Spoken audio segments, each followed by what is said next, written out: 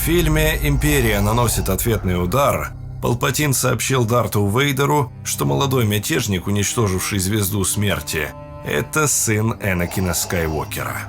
Как он узнал об этом, долгое время оставалось для нас загадкой, поскольку император сослался тогда лишь на возмущение в силе. К тому времени Вейдер уже знал, что Люк его родной сын, поскольку ранее для поиска пилота повстанцев он нанял знаменитого охотника за головами Бобу Фетта, который смог выяснить фамилию Люка. Дарт Вейдер сохранил это в тайне от своего учителя, поэтому, когда император рассказал ему о появлении нового врага, он изобразил удивление, при этом тщательно скрыв свои истинные чувства. И вот спустя 40 лет после выхода оригинального фильма нам, наконец, раскрыли, каким образом Палпатин узнал правду о Люке. Это событие произошло в каноничной книге «Империя наносит ответный удар» с определенной точки зрения. В тот момент Палпатин находился в холодной темной комнате, спрятанной глубоко под бывшим храмом джедаев, где он медитировал, совершенствуя свое мастерство во владении темной стороной.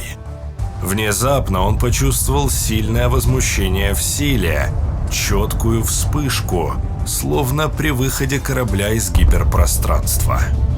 Император закрыл глаза, и несмотря на то, что физически его окружала кромешная тьма, он прозрел. Как сила говорила с пилотом-повстанцем перед тем, как он нажал на курок и уничтожил Звезду Смерти, так и здесь она открылась Палпатину. Но не тем, что направляла запуск торпед, а видением. То, что Палпатин увидел в силе, должно было его испугать. На полу его кабинета в имперской столице лежали тела 2 королевских гвардейцев. Их красные шлемы были разорваны, а рядом с ними стояла темная фигура, похожая на ситхов из легенд, от которой исходила сила. Тени метались по лицу, закрытому капюшоном, но одного взгляда было достаточно, чтобы понять – это был молодой человек. Не старик, как Дуку, не покрытый демоническими татуировками, как Мол, и не соединение органического с механическим, как Вейдер. Палпатин стал наблюдать за разворачивающимся видением, застыв у входа в кабинет. Из дальнего кресла поднялась еще одна фигура в капюшоне, в которой он отчетливо узнал своего двойника. Таинственный незнакомец поднял световой меч и держал его наготове, пока император приближался к нападавшему. Палпатин помнил, что ситхи из легенд всегда состязались в бесконечной битве мастера и ученика. Иногда падал мастер. Чаще всего падал ученик, становясь жертвой собственной наивности и гордыни. В любом случае, все происходило как в привычном танце по правилу 2. Но эта встреча была иной. В ней чувствовалось нечто большее.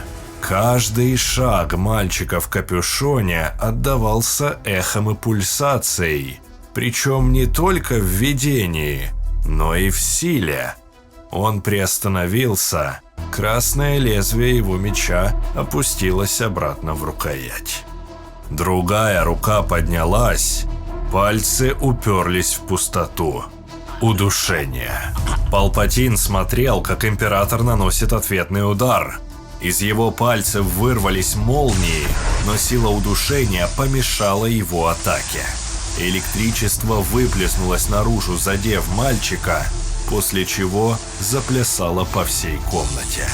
Однако вскоре молнии прекратились, и вместо них из задней комнаты донесся тихий щелчок, за которым последовала летящая рукоять светового меча, устремившаяся к раскрытой ладони императора.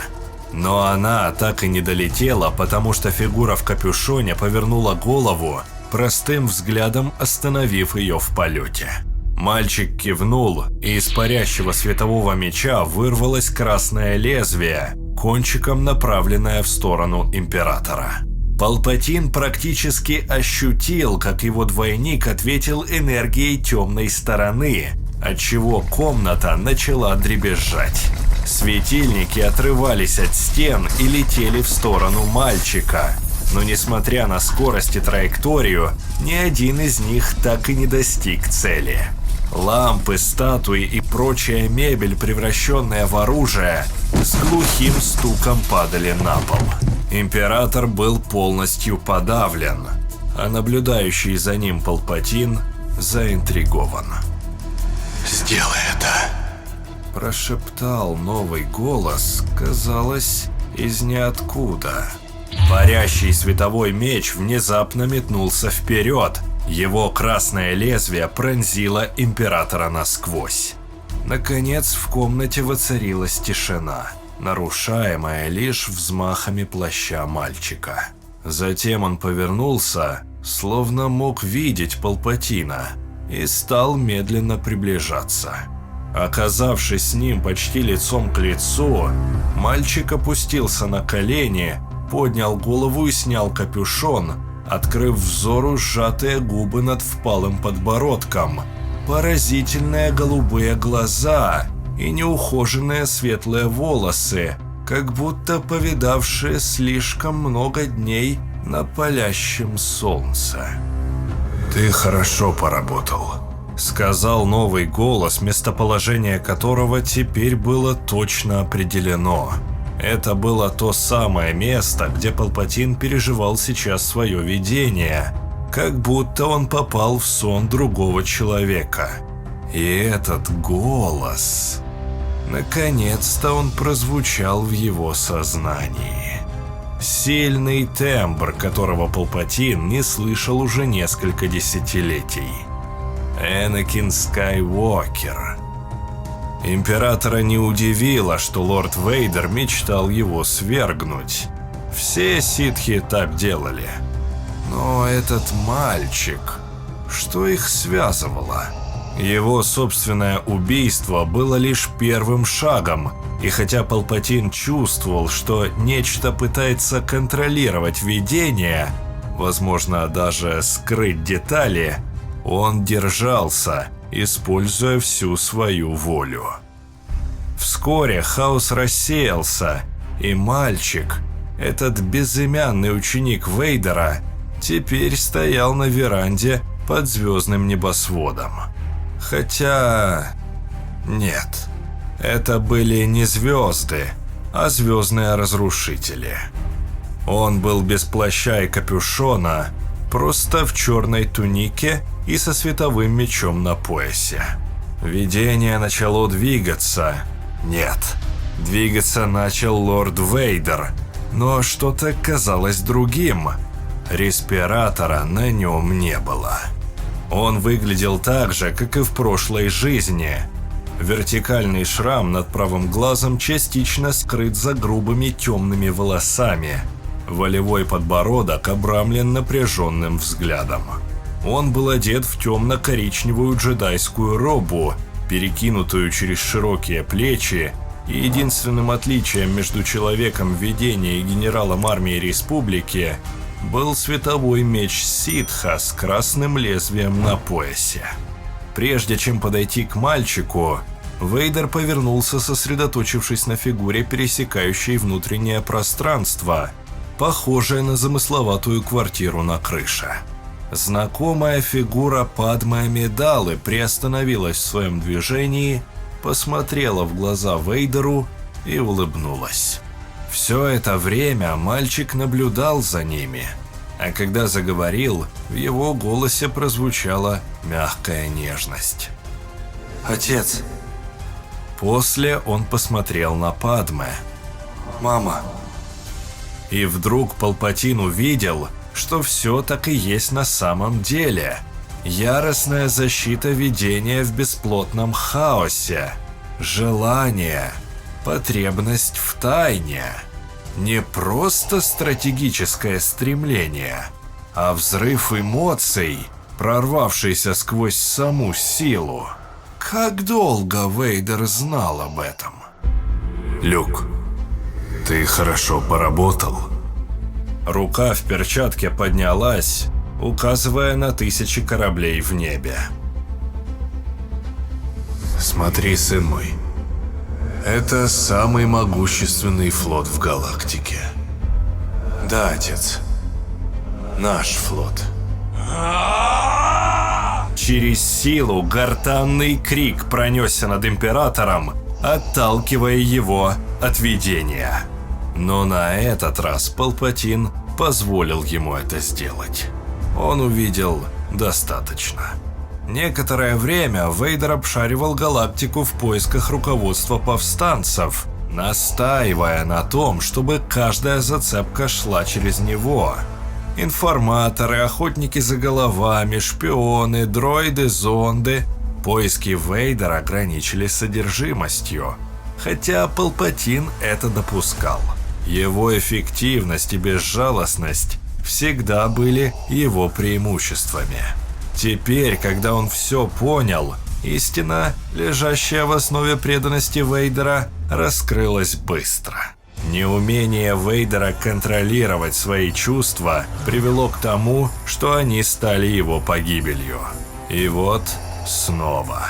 Этот всплеск, ставший кульминацией неумолимой натуры Вейдера и его неспособности освободиться от своего прошлого, был слишком силен, чтобы полностью скрыться от темной стороны.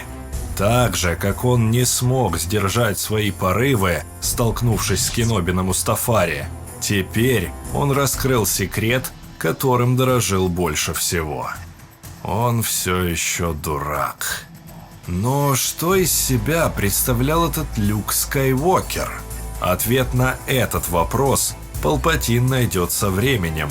Но одно можно сказать точно. Он был чистым листом, ожидающим своего учителя, который раскроет весь его потенциал. Любой ситх жаждал бы такой возможности, как и Вейдер. И если он хочет найти своего сына, Палпатин не станет этому препятствовать. Более того, он сделает все, что в его силах, чтобы удовлетворить его. Целая армада, неограниченный капитал Империи – все это было в распоряжении Вейдера. Пусть ищет, а Палпатин в это время разработает план. В конце концов, Вейдер совершит ошибку. Он всегда так делал, и тогда император вмешается и воспользуется ею. Именно он поможет Люку раскрыть истинный потенциал своей крови после последнего хриплого вздоха его отца. Оставалось лишь два вопроса. Как много Вейдер знал и как далеко он зашел, чтобы скрыть свое предательство? Палпатин скоро узнает правду. Он постучал по кнопке на подлокотнике своего кресла.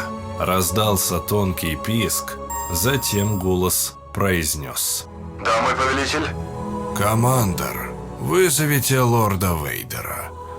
У нас есть дела, которые нужно обсудить. В этот момент он улыбнулся. Прошло несколько минут, прежде чем голографические линии сошлись, чтобы показать коленепреклонную фигуру Дарта Вейдера. Каковы будут приказания, мой повелитель? Вейдер оставался неподвижным, и Палпатин через силу ощущал, как внутри него идет борьба, как он пытается сдерживать свои желания. Несмотря на броню и механизмы, в сердце Вейдера все еще бился огонь Энакина Скайуокера.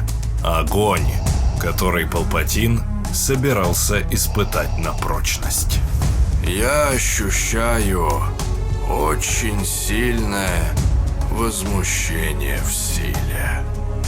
Понравилась история? Тогда ставьте палец вверх, подписывайтесь на канал и напишите свой комментарий. Именно по вашей активности под видео мы поймем, что такие ролики вам интересны. Спасибо за просмотр и до новых встреч в следующих видео.